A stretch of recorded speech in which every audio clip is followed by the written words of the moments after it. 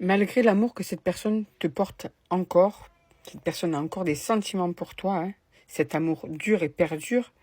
Donc c'est pas un souci d'amour, mais apparemment vous avez dû traverser une période compliquée où ça fait un moment que vous avez du mal à vous entendre et du coup cette personne a peut-être décidé de mettre fin à cette relation ou c'est peut-être toi, mais en tout cas une rupture qui est là, imposée euh, pour toi. Pour cette personne, il y a une personne qui subit, ou même vous deux, c'est pas parce que des fois on fait le choix d'une rupture qu'on est vraiment d'accord avec cette rupture. Des fois, c'est juste pour se préserver, parce qu'on a l'impression qu'il n'y a pas d'issue. Et là, on est vraiment sur quelqu'un qui a encore des sentiments pour toi, mais qui pense que la rupture est nécessaire, parce qu'il y a trop de problèmes, trop de soucis, des tracas qui sont là, récurrents, du mal-être qui est là, récurrent. C'est comme si vous aviez du mal à vous entendre, en fait. Hein. Alors, qu'est-ce qu'on te dit de plus par rapport à cette relation-là?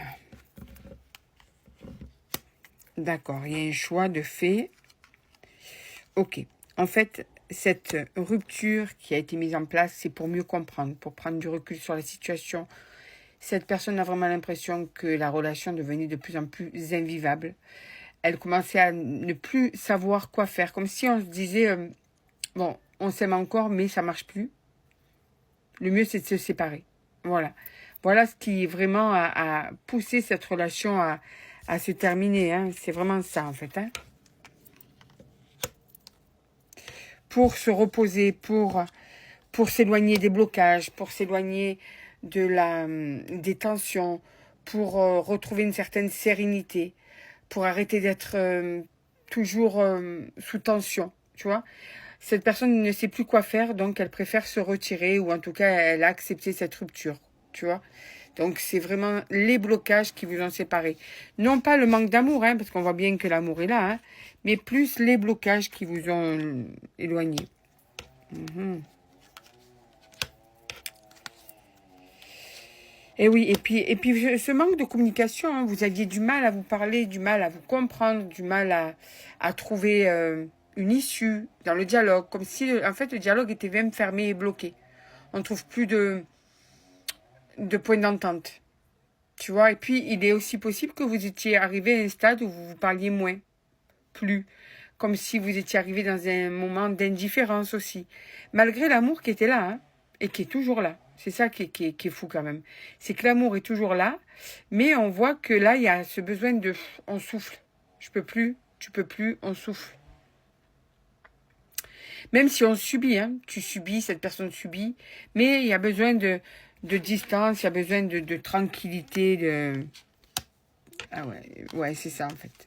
Ok, il y a une action qui va se mettre en place. Ah, ok. Alors, il y a ce besoin de se recentrer sur soi, de reprendre de la force psychologique, physique. On est usé par la situation parce que quand on aime encore quelqu'un et qu'on ne voit pas vraiment d'issue, c'est vrai que ça peut ronger, ça peut faire du mal. Et là, on te dit que du coup, il y a ce besoin de... On réfléchit chacun de son côté, on fait le point, on voit si on a vraiment quelque chose à revivre ou on voit si on arrête complètement. Donc, j'ai plus l'impression que c'est une espèce de break qui est là. Ce besoin de recul, de prise de recul sur la situation, de méditation, de mise au point aussi. Donc, c'est pas totalement fini, mais en même temps... Ah, bah ça c'est pas mal ça. Ah ouais. Bon, il y a quand même la chance et l'ouverture. Donc, c'est pas fini entre vous. Hein. Juste, faut là que vous arriviez à chacun reprendre de la force et aussi réfléchir chacun de son côté sur ce que chacun doit travailler, mettre en place. Parce qu'il y a l'amour entre vous et c'est dommage de laisser filer une relation quand il y a encore de l'amour. Il y a vraiment besoin que chacun y mette un peu du sien.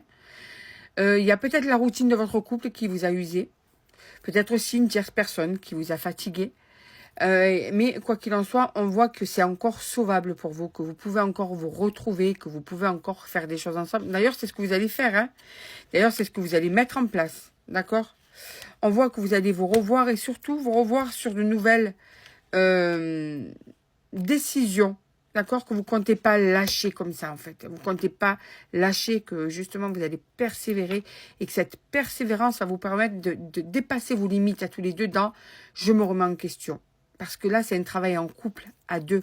Chacun, vous devez faire quelque chose pour sauver ce couple. Et vous en avez envie. Donc, laissez passer ce moment de crise. Vous allez voir que d'ici quelques mois, dans les mois qui viennent, les 2-3 mois qui viennent, pour les personnes concernées, vous allez réussir à passer cette crise. Ok? Vous allez réussir à faire sortir le meilleur de cette prise de recul. Donc, votre couple n'est pas fini. Et vous allez revenir plus fort dans votre relation.